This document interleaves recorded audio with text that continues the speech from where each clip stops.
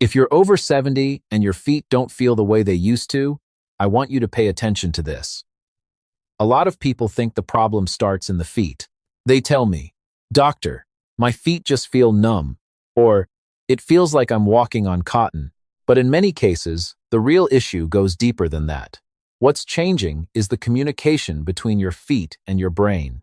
Your feet are supposed to send constant information about the ground beneath you. They tell your brain where you are, how you're standing, and how to adjust with every step.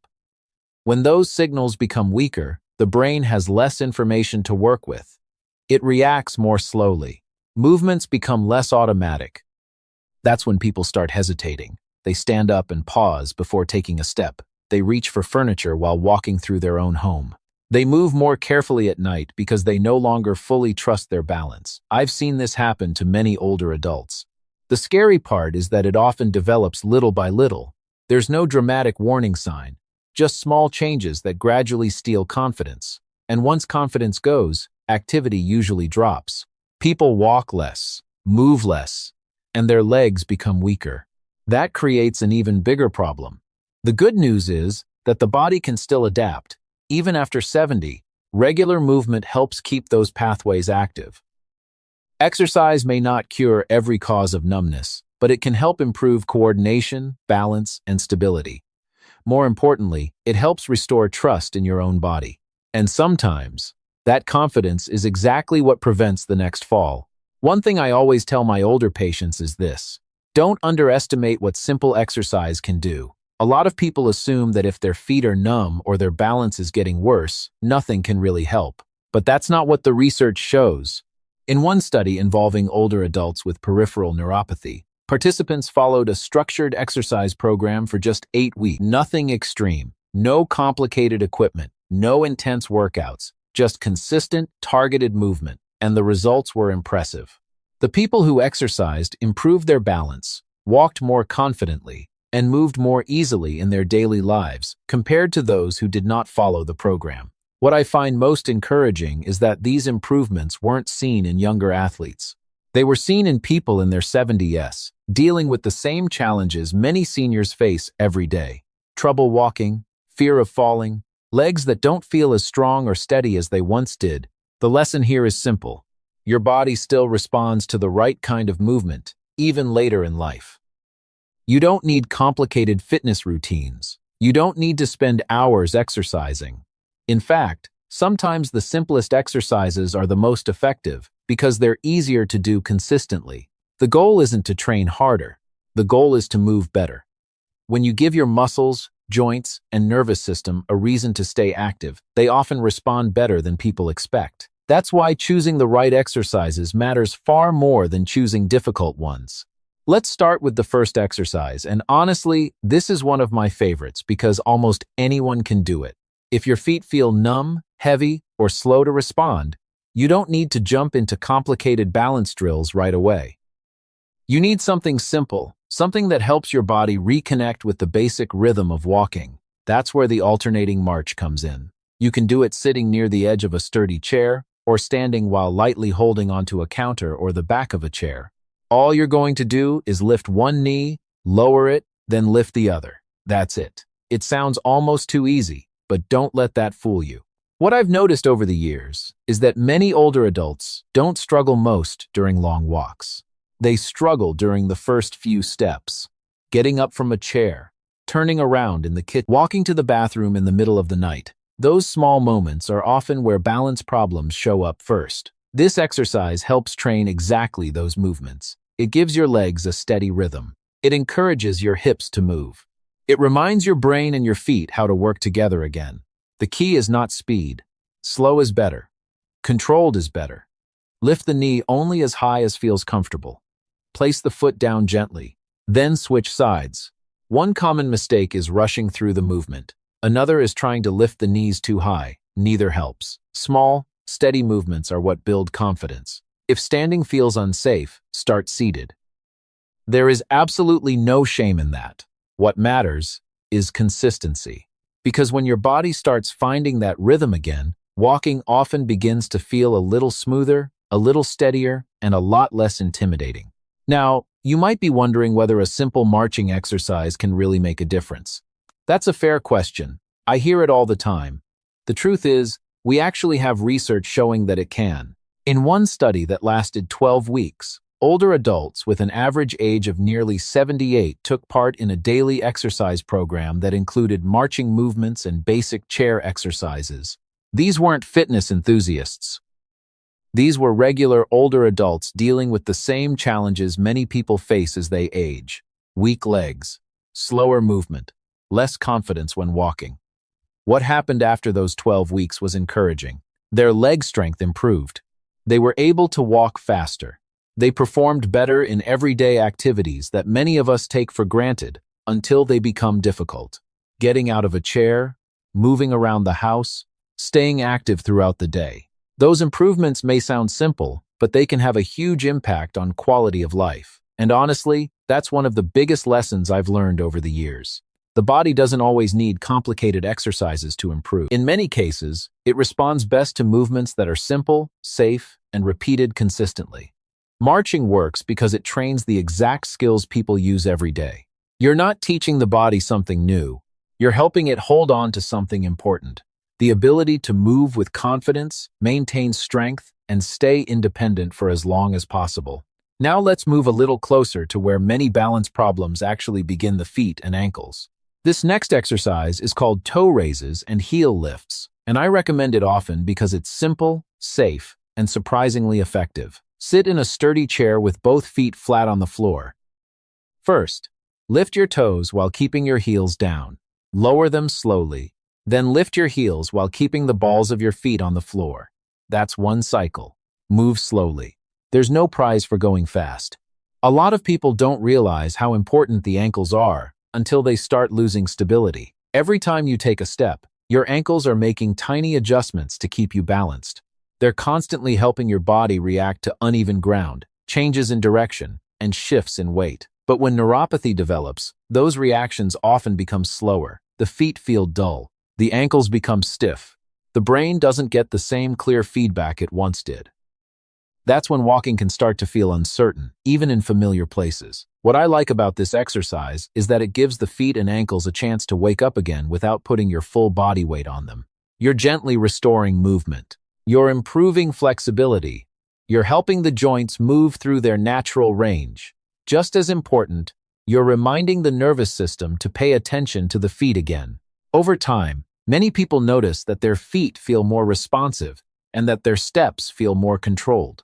The biggest mistake I see is rushing through the movement or rocking the whole body instead of letting the ankles do the work. Keep it small. Keep it controlled. Focus on feeling the movement. Sometimes the smallest exercises create the biggest changes because they rebuild the foundation that safe walking depends on.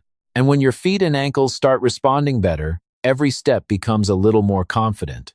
One reason I encourage these foot and ankle exercises is because the benefits aren't just theoretical. They've actually been studied in people dealing with neuropathy. In one research study, 78 adults with diabetic neuropathy followed a foot and ankle exercise program for 12 weeks. The goal wasn't to turn them into athletes. It was simply to help their feet and ankles function better. And the results were encouraging. The people who completed the program walked faster, moved with better control, and showed improved vibration sensation in their feet compared to those who received usual care alone. What really caught my attention wasn't just the short-term improvement. Some of those benefits were still present a year later. That's important because many people assume that once sensation starts declining, nothing can be done. But this study suggests otherwise. The body may not return to how it felt at 30 or 40 years old, but it can still adapt. It can still improve. For adults over 70, that matters more than most people realize. Walking a little faster may not sound exciting. Feeling your feet a little more clearly may seem like a small thing, but those changes can affect everyday life in a big way. They can make it easier to get around the house, step off a curb, walk through a grocery store, or simply feel more secure on your feet. That's why I often tell patients not to underestimate small improvements. When it comes to balance and mobility, small gains can add up to a much safer and more independent life. Now, let's talk about what may be the most important movement in this entire video: the supported sit to stand. It sounds simple because it is, but if you've ever watched an older adult struggle to get out of a chair, you know how much this movement matters. In fact, many falls don't happen while people are walking. They happen during transitions, standing up from a chair, getting out of bed, rising from the couch after sitting for a while. These are moments when the legs need strength, the hips need power, and the body needs balance all at the same time. To do this exercise, sit in a sturdy chair with both feet flat on the floor. Lean forward slightly, press through your feet, and stand up slowly. Pause for a second, then lower yourself back down with control. If you need to place your hands lightly on your thighs at first, that's perfectly fine. The goal isn't to impress anyone. The goal is to help your legs do more of the work over time. One thing I've noticed over the years is that many people don't realize how much leg strength they've lost until standing up starts becoming difficult. They begin pushing harder with their arms. They rock back and forth to gain momentum. They avoid getting up unless they absolutely have to. That's often where the downward cycle begins. Less movement leads to weaker muscles. Weaker muscles lead to less confidence. And less confidence often leads to even less movement. This exercise helps break that cycle. It strengthens the thighs, the hips, and the muscles that support everyday independence. More importantly, it trains a movement you use every single day. When those muscles become stronger, standing feels easier, walking feels steadier, and the risk of falling starts to come down. It may seem like a small exercise, but for many adults over 70, it can make a very real difference in daily life. Now let's move on to the final exercise. And in my opinion, this is where everything starts coming together. It's called the modified single leg stance. Don't let the name intimidate you. This isn't about standing on one foot like a gymnast. It's about teaching your body how to balance safely again. Stand next to a kitchen counter, a sturdy chair, or any stable surface. Keep one or both hands lightly supported. Shift your weight onto one leg and lift the other foot just slightly off the floor. Hold that position for about 5 to 10 seconds. As your confidence improves, work your way toward 15 seconds. Here's something many people don't realize. Walking is really a series of tiny one-leg balances. Every step you take requires one leg to support your entire body, while the other leg moves forward. Most of us never think about it because it happens automatically. But when neuropathy affects the feet, those brief moments can start to feel shaky and uncertain. That's why some people feel nervous when turning, stepping off a curb, or walking across a room. What I like about this exercise is that it targets that exact problem. It helps the foot, ankle, leg, and brain learn to work together again. Not perfectly, just a little better each day. And those small improvements matter. One common mistake is leaning too heavily on the counter, so the standing leg does almost no work. Another is lifting the foot too high and losing control. Keep it simple, keep it steady. A few inches off the floor is enough. Over the years, I've seen many older adults regain confidence through exercises like this, not because their balance became perfect, but because they stopped feeling afraid of every step. That's the real goal. Better balance means fewer falls, more freedom, and more trust in your own body.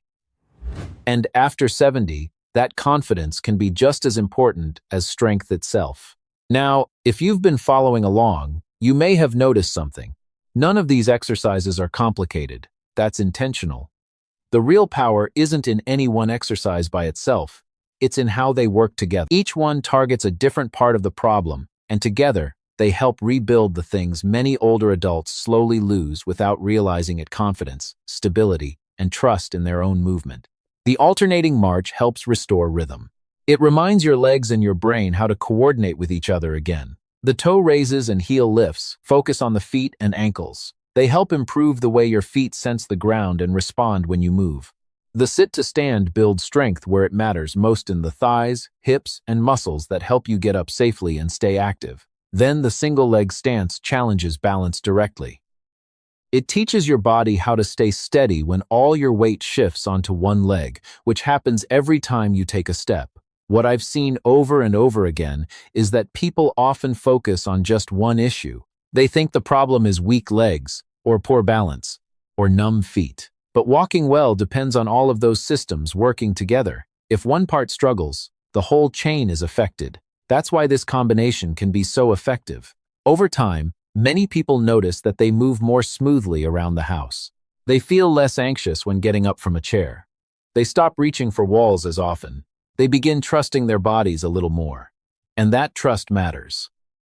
Because when you're less afraid of falling, you're more likely to stay active. And staying active is one of the most important things you can do to maintain your independence as you get older. Sometimes the goal isn't just stronger muscles. It's getting your freedom back, one step at a time. Before we finish, I want to leave you with one important thought. Getting older does not automatically mean losing your mobility. It doesn't mean you have to accept weak legs, poor balance, or the fear of falling as a normal part of life. Yes, our bodies change with age. That's true for all of us. But I've seen many people in their 70s and even their 80s make meaningful improvements simply by staying consistent with small daily habits. The mistake I see most often is waiting for a big solution, a miracle treatment, a perfect exercise program.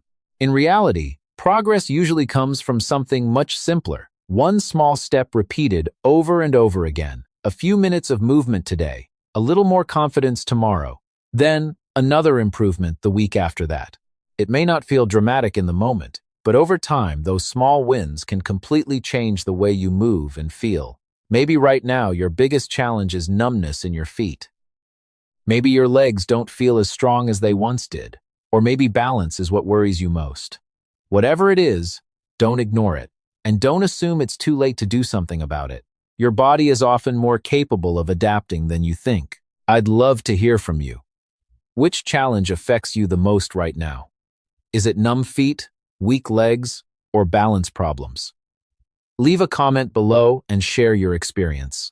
Your story may encourage someone else who is going through the same thing.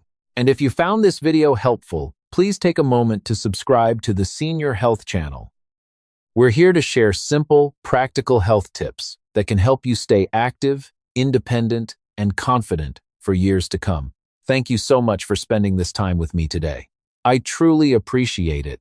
Take care of yourself, keep moving, and never underestimate the power of small daily actions. Wishing you strength, stability, and good health. I'll see you in the next video.